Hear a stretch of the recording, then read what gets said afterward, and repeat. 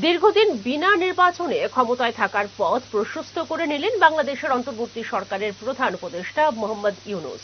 হাইকোর্টের রায়ে বাতিল হয়ে গেল বাংলাদেশের তদারকি সরকার বিলুপ্তির বিধান। সংবিধানের পঞ্চদশ সংশোধনীর মাধ্যমে বাংলাদেশে তদারকি সরকার বাতিলের বিধান আনা হয়েছিল।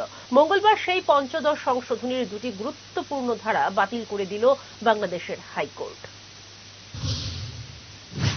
সংবিধানের পঞ্চদশ সংশোধনী আইনের 20 এবং 21 নম্বর ধারা অনুযায়ী বাংলাদেশে তদারকি সরকারের আইন বিলুপ্ত করা হয়। সম্প্রতি ওই সংশোধনীর বৈধতাকে চ্যালেঞ্জ করে কয়েকটি রিট পিটিশন দায়ের হয় আদালতে।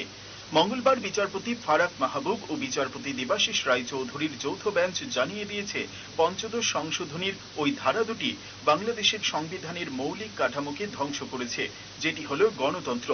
হাইকোর্টের ডিভিশন বেঞ্চ পুরো সংশোধনীটি বাতিল করেনি, তবে সবচেয়ে গুরুত্বপূর্ণ দুটি ধারাকে অবৈধ ঘোষণা করেছে। তবে পুরো সংশোধনীটি বাতিল হবে কিনা সেটা ঠিক করার ভার দেওয়া হয়েছে আগামী সংসদের উপর। হাইকোর্ট বলছে, জনগণের মতামত নিয়ে আগামী দিনে জাতীয় সংসদ পঞ্চদশ সংশোধনীর বাকি ধারাগুলির ভবিষ্যৎ নির্ধারণ করবে।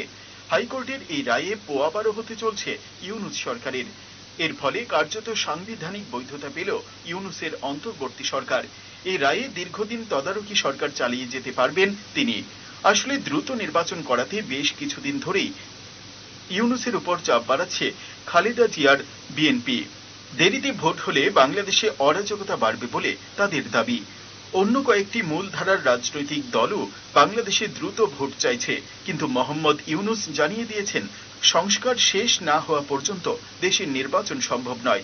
এই রায়ের পর সেই সময়সীমার মধ্যেও তিনি বাংলাদেশে ভোট করাবেন কিনা সেটা নিয়ে প্রশ্ন উঠে গেল। Bureau report, headlines, Tripura national.